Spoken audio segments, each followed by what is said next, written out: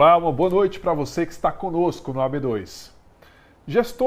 O governo federal, na verdade, anunciou a retomada da construção da ferrovia Transnordestina em Pernambuco. A licitação, lançada na última sexta-feira, prevê um investimento de 415 milhões de reais para concluir um trecho de 73 quilômetros entre Custódia e Arco Verde, no sertão de Pernambuco, o que pode gerar 6 mil empregos na região.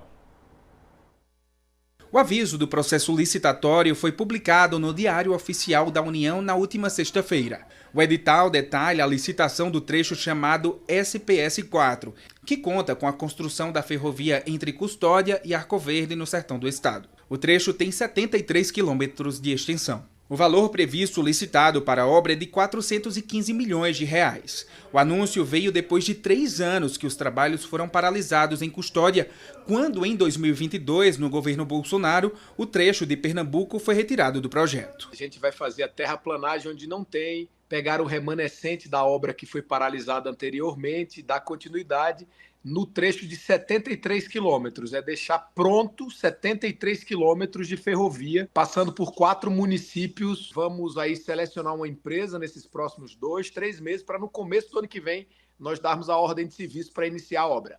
Esta é a primeira parte da retomada da Transnordestina em Pernambuco, que no projeto tem 544 quilômetros e vai de Salgueiro a Suape. A expectativa é que outros lotes da construção, o SPS7 e o SPS5, sejam abertos para licitação em 2026, cada um com 53 quilômetros de extensão. Juntos, os 3 lotes devem custar 1,5 bilhão de reais, com recursos do PAC, o Programa de Aceleração do Crescimento. A Transnordestina é projetada para ser a principal linha ferroviária do Nordeste, passando por diversos estados, tendo como ponto de partida Salgueiro, aqui em Pernambuco, com destinos a Porto Seco de Eliseu Martins, no Piauí, e os portos de Suape, no litoral sul de Pernambuco, e de Pecém, no Ceará. O objetivo é fazer com que a Transnordestina sirva como um canal de escoamento de grãos, minério, ferro e outros produtos. Ao todo, o projeto deve custar 14,9 bilhão de reais, destes 5 bilhões em Pernambuco. A obra da Transnordestina começou em 2006 e tinha previsão de ser finalizada nos 4 seguintes anos. Porém, os trabalhos atrasaram bastante e ainda não foram concluídos. Atualmente, 1.753 quilômetros de trilhos estão previstos para serem construídos. Só 600 foram feitos. Para a governadora de Pernambuco, as obras vão ajudar a impulsionar o desenvolvimento do estado. É sonho de séculos, sonhado por gerações e uma necessidade do Nordeste brasileiro para que ele possa ter diferencial de competitividade e garanta essa região que tem muita desigualdade, poder crescer e se desenvolver por inteiro. A previsão é que as obras de Pernambuco sejam concluídas em 2030. Gestores dos municípios pernambucanos podem contar com financiamento para investir em educação e saúde. O repórter Mário Carvalho tem as informações. Para ter acesso a esses recursos, é necessário se inscrever em 2 editais públicos. Eu vou conversar com Pedro Freitas, vice-presidente da AMUP e prefeito de Aliança. Na prática, como é que funciona? Boa noite. Boa noite, Mário. Na prática, os municípios que têm projetos na área de saúde, educação, reforma de escola, creche, construção, postos, aquisição de ambulância, transporte, podem se inscrever através da plataforma Transferigov, e esses projetos podem ser inscritos até 7 de novembro e contam com todo o suporte da AMUP, seja para análise de documentação, verificação da capacidade de pagamento que esses municípios têm. O mais importante é não perder essa oportunidade. É um fundo social com linha de crédito a taxas subsidiadas, a partir de 8% ao ano. Isso é muito menos do que o mercado está cobrando em operações normais com os municípios. Prazo de até 20 anos, até 2 anos de carência. E o mais importante, são recursos que vão ser investidos em áreas fundamentais como educação e saúde. Então, é uma ferramenta que o governo federal coloca à disposição dos municípios para investimento em áreas essenciais. Então, todos os municípios que tenham Capag A, B ou C podem fazer essa inscrição e pleitear esse financiamento. Levando em consideração essa capacidade deles fazer esse financiamento, tem muito município aqui em Pernambuco hoje que tem dificuldade de ter acesso à linha de crédito? Veja, dos 184 municípios, mais de 120 teriam acesso a essas linhas, né? Tem Capag de A a C. Muitas vezes falta a informação, a iniciativa, e a gente nunca pode esquecer, é uma operação de crédito, então precisa colocar na balança, aquilo é um dinheiro que vai ser investido, mas precisa ser pago. Então tem que ter muita tranquilidade na hora de avaliar o custo financeiro dessa operação, se o prazo é adequado, se o município de fato tem condições de efetuar esses pagamentos, mas quando é uma operação boa como essa, a gente recomenda e a AMUP está à disposição. Muito obrigado pela entrevista. Eu volto ao estúdio. Obrigado, Mário. O acidente em Pesqueira deixa 3 pessoas mortas e uma ferida. Um homem é preso após agredir e matar uma cadela em um posto de combustíveis em Caruaru. E a Compesa anuncia mudança no calendário de abastecimento de água em cidades do Agreste. Esses são os destaques do dia de hoje.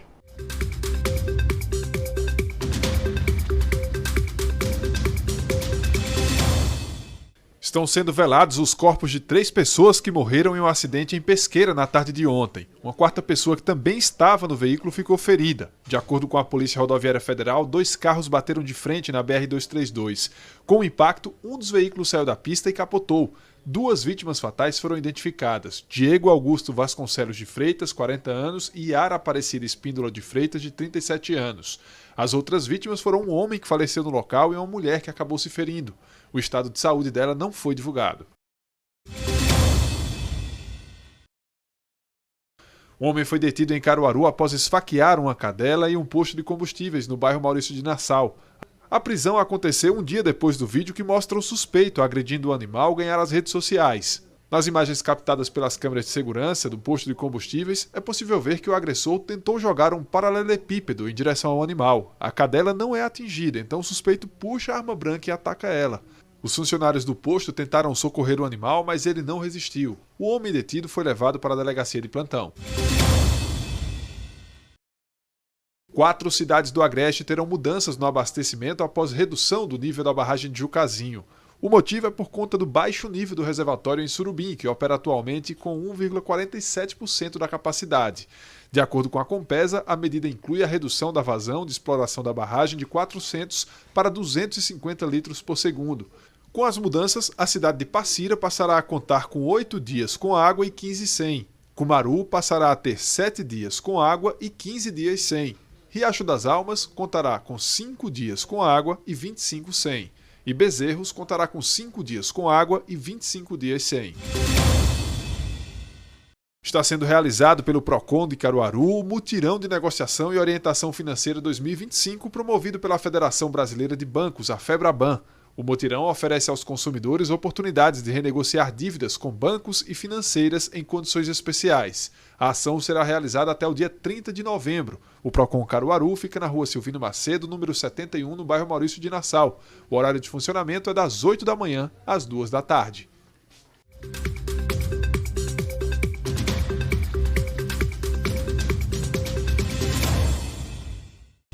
Depois do intervalo, você vai ver que um mês após os primeiros registros de mortes causadas por metanol, bares e restaurantes de Caruaru estão percebendo uma queda nas vendas de bebidas destiladas.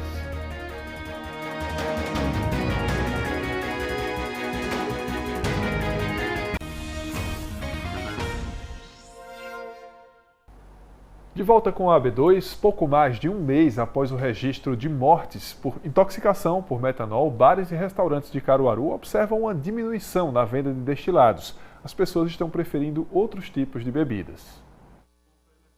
Rodrigo é dono deste bar em Caruaru. Ele percebeu uma grande diminuição do consumo de destilados desde os casos de contaminação por metanol. Apesar da diminuição não ter interferido na lucratividade do bar, já que a maioria das pessoas optou por consumir cerveja, chopes e vinhos, o consumo de destilados caiu em 20%. A gente sempre ficou alerta, sempre chegava um cliente, a gente percebeu que eles ficavam meio reticentes em pedir alguma bebida destilada. E a gente, por exemplo, teve um caso aqui que uma senhora perguntou: é a mesma bebida que eu bebi a semana passada, a mesma garrafa? A gente, sim, é a mesma. Foi um exemplo que chamou a atenção da gente. a gente se pôs à disposição de colocar todas as notas fiscais aos clientes.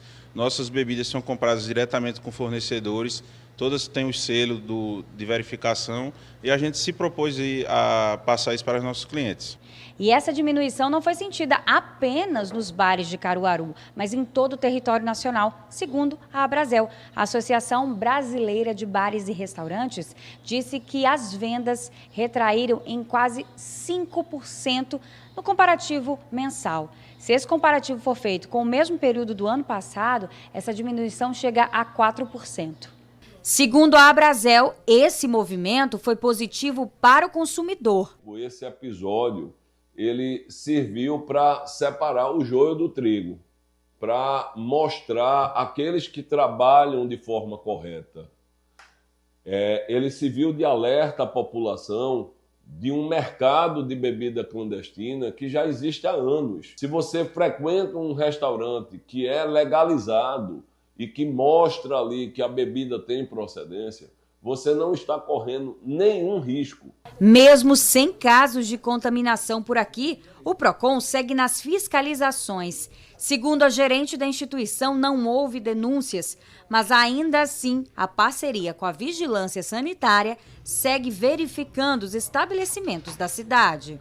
O PROCON foi às ruas, esteve com a fiscalização em campo, como ainda também está, independente dessa questão de casos, né, de intoxicação por metanol, a fiscalização está atenta, está preparada para que continuemos com esse trabalho, independente do que a gente tem visto nesse último mês. É importante as pessoas saberem que o metanol ele é absorvido, mas não é o metanol em si que provoca todos esses sintomas, mas os metabólitos do metanol.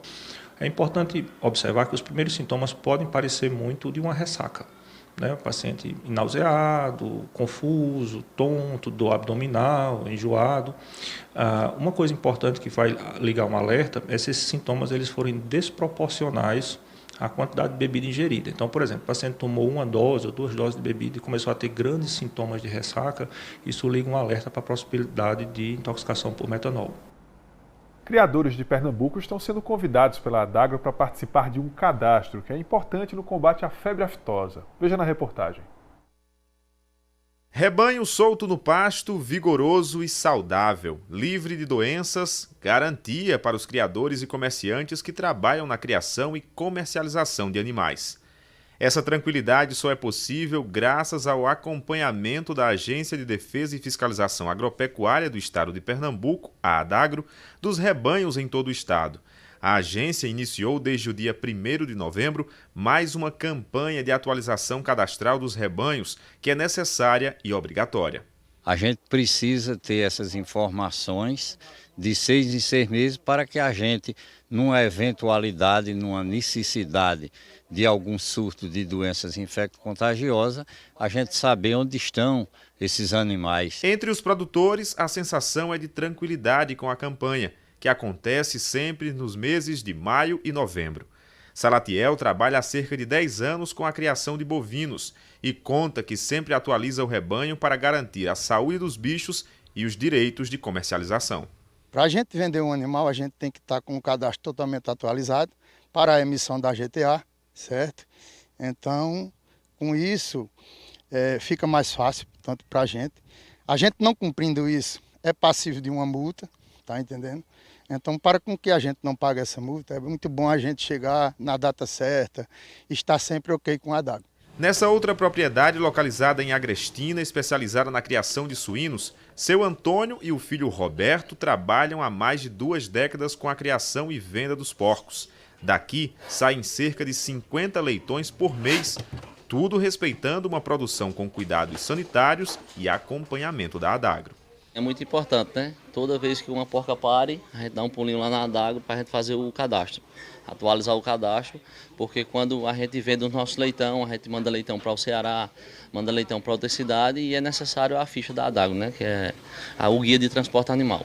Desde outubro de 2024, uma portaria da Adagro trata como obrigatória a necessidade da atualização cadastral de rebanhos em Pernambuco. Isso garante maior segurança sanitária e também de venda para os produtores e garante ao comprador um produto de qualidade com os animais que saem do estado de Pernambuco. Segundo dados do último levantamento do IBGE, os maiores rebanhos em Pernambuco são os de galináceos, com 68 milhões de cabeças, seguido pelos ovinos, com 3,9 milhões de cabeças. Os caprinos somam 3,4 milhões, bovinos, 2,65 milhões de cabeças, os suínos, 190 mil cabeças, e os bubalinos, com 10.916 cabeças, o menor rebanho do estado. O estado de Pernambuco está livre da zona de infecção de rebanhos com febre aftosa, isso tudo devido à capacidade de cobertura, que é feita através da atualização cadastral por parte dos criadores. Os produtores devem realizar o cadastramento e atualização de rebanho até o dia 30 de novembro, através de um dos escritórios espalhados por todo o estado, ou por meio digital, através do site adagro.pe.gov.br. Após a atualização, é cobrada uma taxa de serviço no valor de R$ 5,94. E agora a gente vai para um rápido intervalo, daqui a pouco a gente volta com outras informações aqui no seu AB2.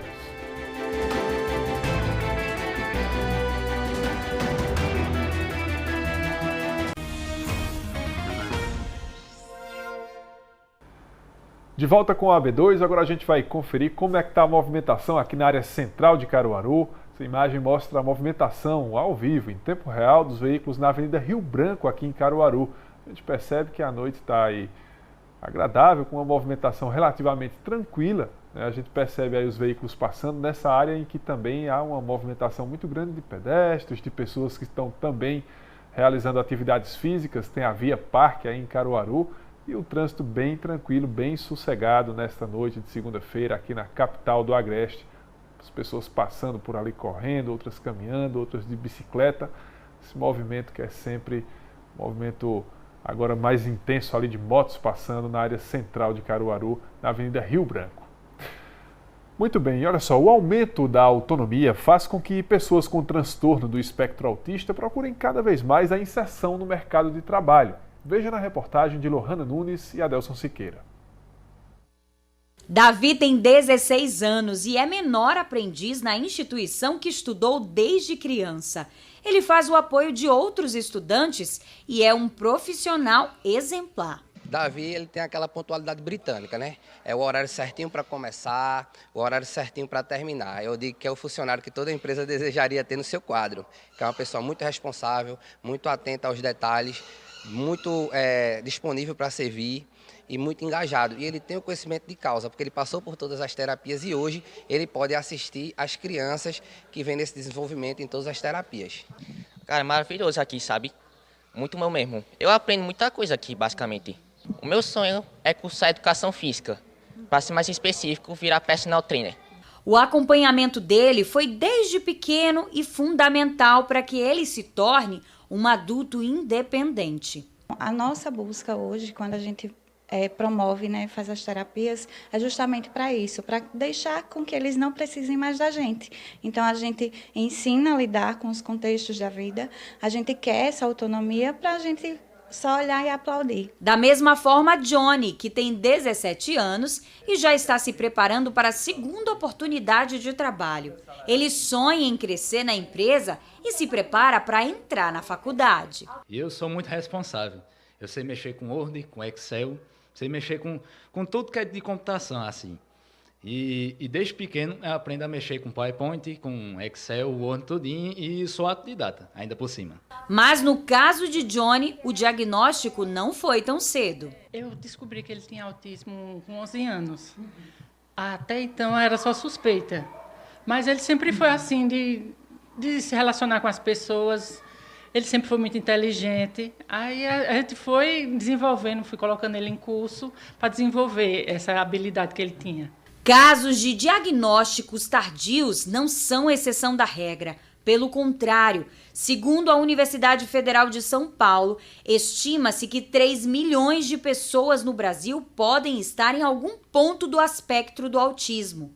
A pesquisa utiliza dados comparativos com o restante do mundo, mas nem sempre esse diagnóstico chega a tempo de justificar comportamentos e ajudar as famílias nos processos de desenvolvimento desse indivíduo. É o caso da Virgínia, que tem 2 filhas autistas de suportes diferentes. No caso dela, foi com o nascimento da segunda, que tem 12 anos, que ela descobriu que a mais velha também era autista.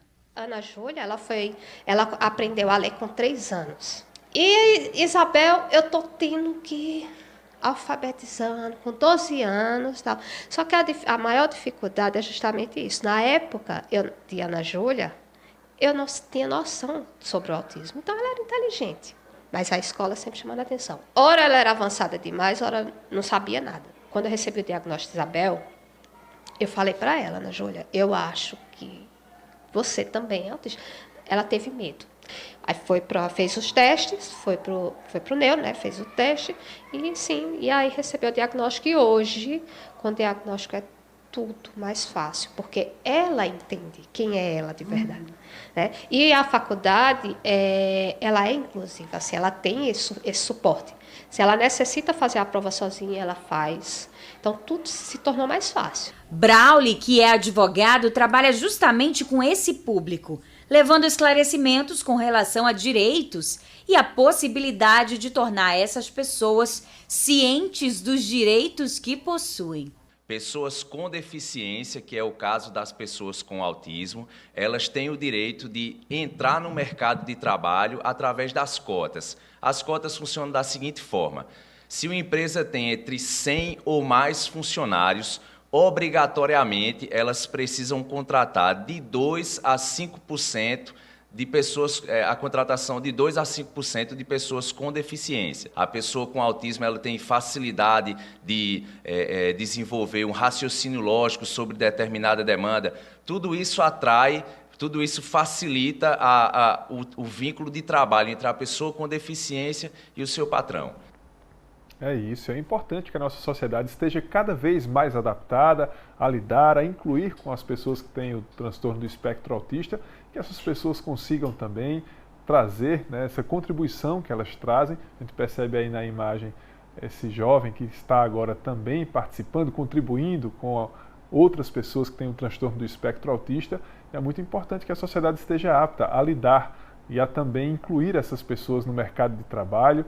E quando elas não têm condições de passar a fazer parte do mercado de trabalho, que elas consigam também ser incluídas por meio da compreensão, né? Cada um de nós precisa ter compreensão e ajudar a incluir essas pessoas e essas famílias na vida social.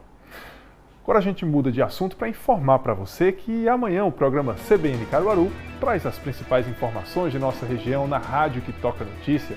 A nossa entrevistada será a deputada estadual pelo PT, Rosa Amorim. Ela vai falar sobre a atuação parlamentar e sobre outros temas também que dizem respeito à nossa política aqui em nossa região, em nosso estado e também no nosso país. Você, claro, pode participar, pode mandar sua pergunta também por nossas redes sociais. Lembrando que o programa CBN Caruaru começa às 9 horas da manhã na Rádio que Toca Notícia. Você sabe, você pode conferir o programa pelos 89,9 do seu rádio ou então por nossas plataformas virtuais, como por exemplo o nosso YouTube, CBN Caruaru. Você então é nosso convidado a acompanhar essa e outras informações na Rádio que Toca Notícia. Bom, está terminando, portanto, o nosso AB2. A gente quer agradecer aqui pela audiência, lembrando que amanhã estaremos juntos novamente por aqui. Um super abraço para você, até lá!